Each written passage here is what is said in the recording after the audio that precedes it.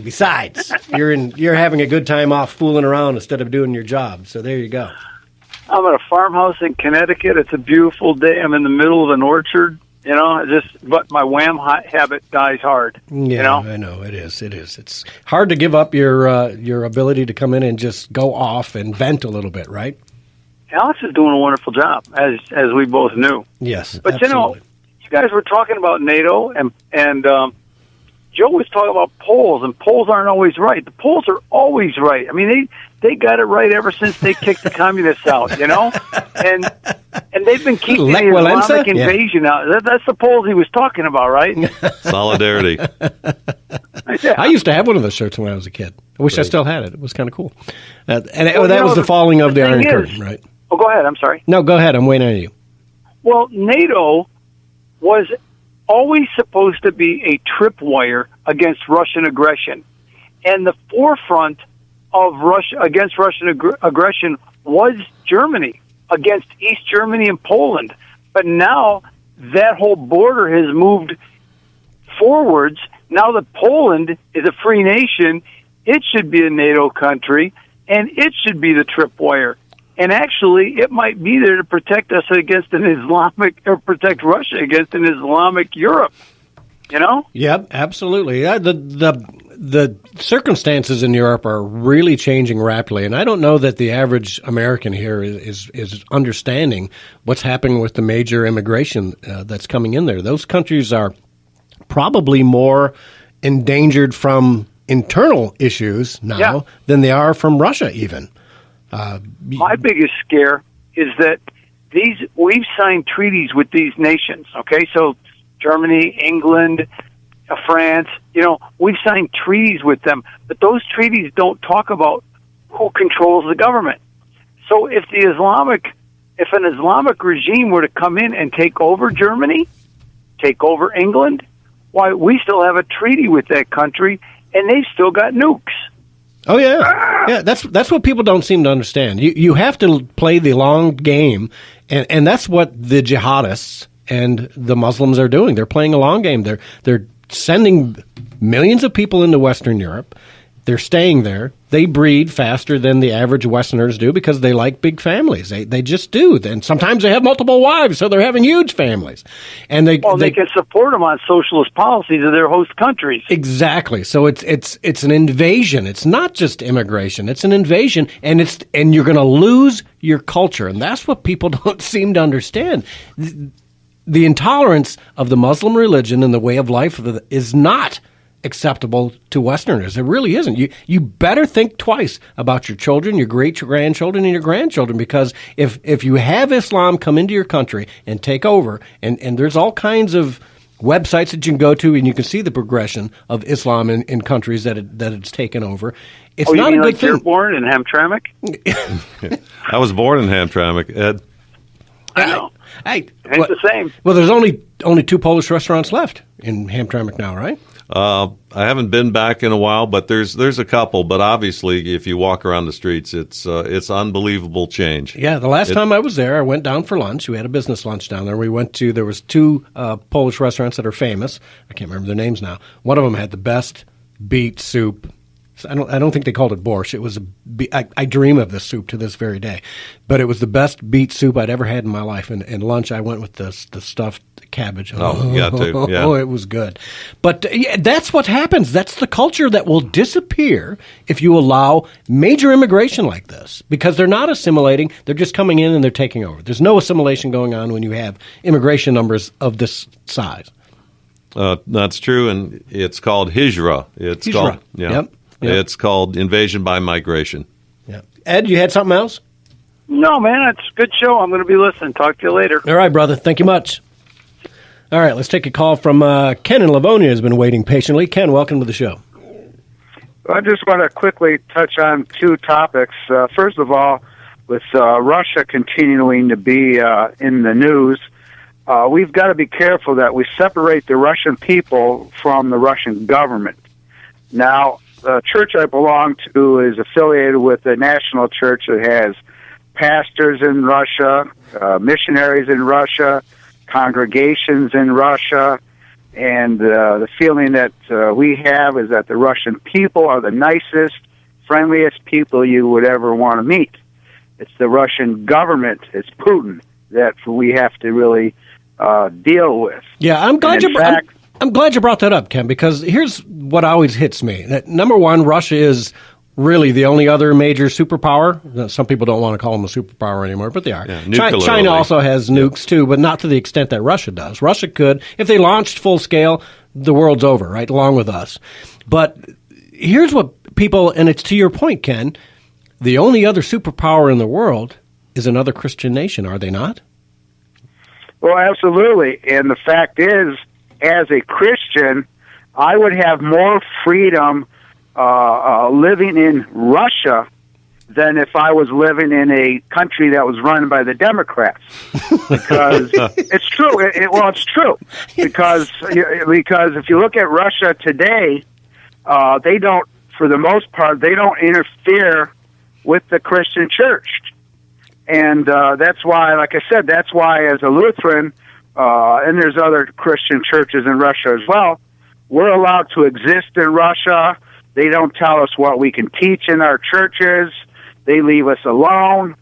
Believe me, if the Democrats had their way, it wouldn't work. It wouldn't be the same. Yeah. Well, as bad as Putin is, he is a Christian, and he goes to church. If I'm not incorrect, I think for he sure. does. Yeah. Absolutely.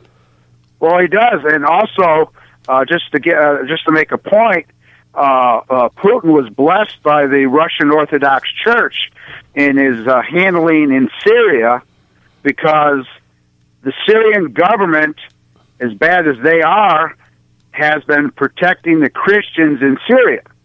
And here's where we in the United States are wrong. We want to protect those Muslims who are guilty of destroying the Christian churches, slaughtering the Christian people.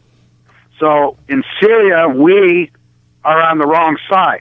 Yeah. We're too stupid to recognize that. Yeah, and that's a show in itself. Well, good call, Ken. Good points, as always. One other quick point, since I heard it brought up with a caller, from different articles that I keep coming across, we should have legalized polygamy in the United States.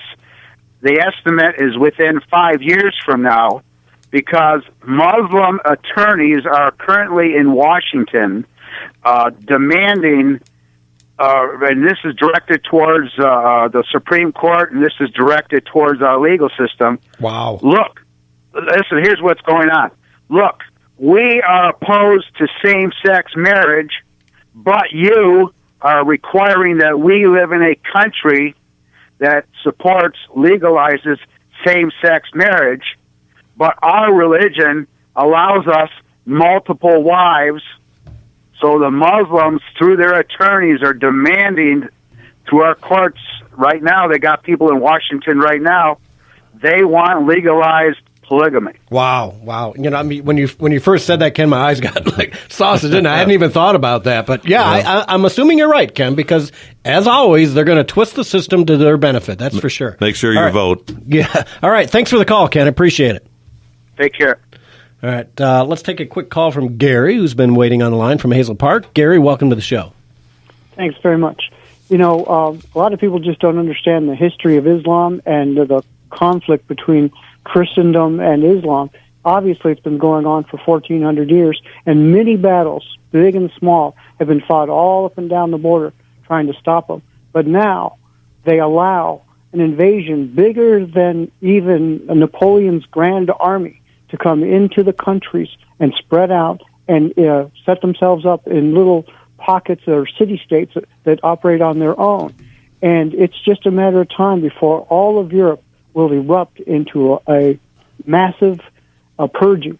That's the only way they can do it. They have to purge these guys out of there. They have to arm themselves, and it has to be bloody, hand-to-hand combat in the streets of Europe for them to get themselves free again from the grip of Islam. Yeah, well, I tweet out quite often Europe is lost, especially when I see these stories about certain parts of the big cities in Europe that are no longer, you can't walk in there as a tourist or a Westerner because you're going to probably get assaulted because, your wife's hair is not under a hijab or something. So, that's a great point. In one of the Scandinavian countries, they're not sending buses now into the no-go zones because people get stabbed and raped and murdered.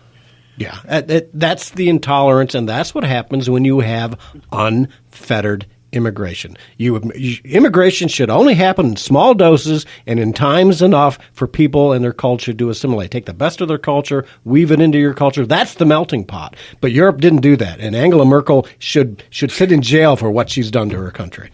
And what the Supreme Court did to us when they approved homosexual marriage. It will bring down the morals of this country like nobody's ever seen, just like Ken was talking about. Yeah. You guys take it easy. All right, take care, Gary. All right, take care. Let's take a call from Todd from Whitmore Lake. Todd, welcome to the show. Wow, thanks, buddy. Hey, spectacular calls. I always love Gary and Ken. What a melting pot we are, piecing things together, getting some information out to people, but spectacular calls because they're both right. Well, we have the best listeners in the Southeast Michigan, without a doubt, at Wham Talk 1600. That's for sure. Great, and that's awesome, and that's where I come in. That is you, Todd. That is you. Because it's a wonderful world out there when you can get books out there by former terrorists, especially Kamal Salim. It's an older book, but it's still very, very relevant for us. It's called The Blood of Lambs. It's his memoirs of death and deception. He's a former terrorist, and he currently goes around the country to speak. And he even goes into the belly of the beast in Ann Arbor and goes on the campus of the U of M and gives his speeches. And they let him? Yes. Wow. And they let him. And this poor guy, this book, people, if you want some excitement and you want to get an education, this book reads, if you can imagine a Hollywood film going through your head at the same time, it's action, it's adventure, it's incredible.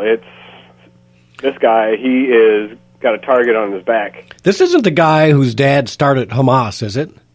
I don't know that. I cannot answer that. There is if it's not him, there's another guy who I think he gave up Islam, stopped being a Muslim, and came to America, and he's the same boat. He's got a target on his back all the time. Yeah, this guy came to America as an infiltrator, a terrorist infiltrator.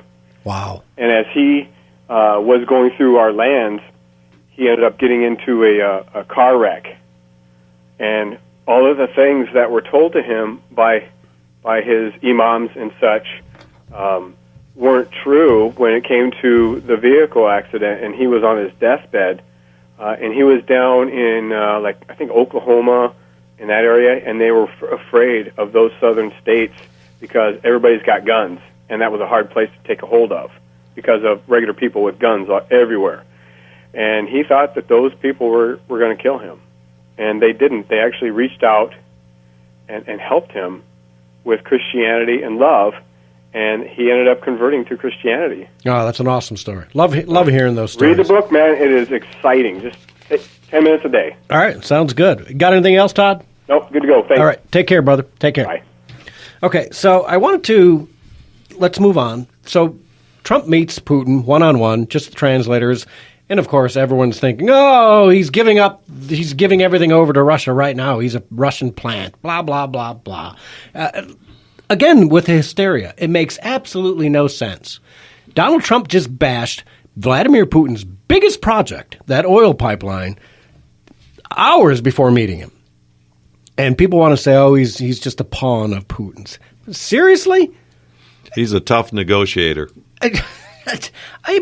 I'm blown away, Alex, that people could keep this. And on Facebook, it's just outrageous. I mean, I've seen some memes and some talk and treason, and we're going to get our guns. And I'm like, what are you people talking about? I despised Obama's policies, but I never talked about killing them or doing anything stupid and protest. I mean, I'm not even going to go to Washington to protest Obama. I'm going to waste my time. I'm going to campaign against him. Mm-hmm. And that's what I would tell you snowflakes out there. If you don't like what Donald Trump's doing, gear up for a campaign. 2020's coming.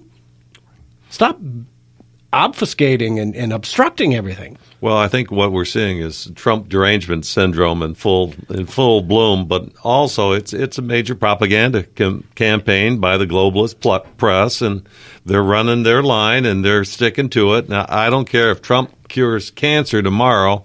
There'll be guys jumping up saying, this is a bad thing. We want to die from cancer. Yeah, well, why are you putting our researchers out of business? Why are you putting our globalist researchers out of business? We've been trying to make millions and millions of dollars off of people with cancer. Now you just went and cured it. Big pharma. Yeah, that's exactly right. So I think you're right. And it's these mush